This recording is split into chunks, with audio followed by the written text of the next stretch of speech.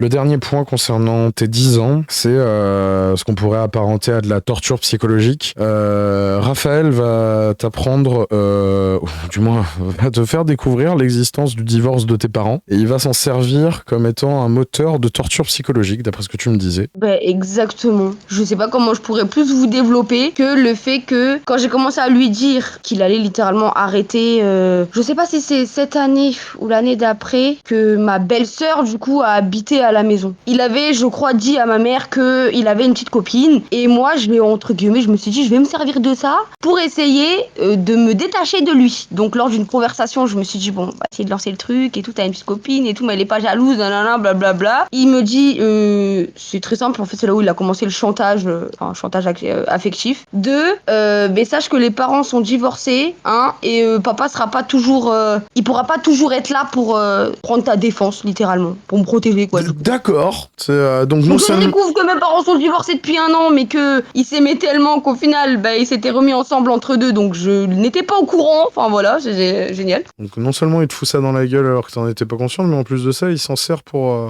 faire de la torture psychologique, quoi, si je peux dire ça comme ça, quoi. On rappelle qu'à ce moment-là, tu es une enfant de 10 ans, quoi. C'est... Ok. C'est lui un majeur de 18 ans, voilà, littéralement. Je précise aussi comme ça, dans la foulée. Oui, non, mais enfin,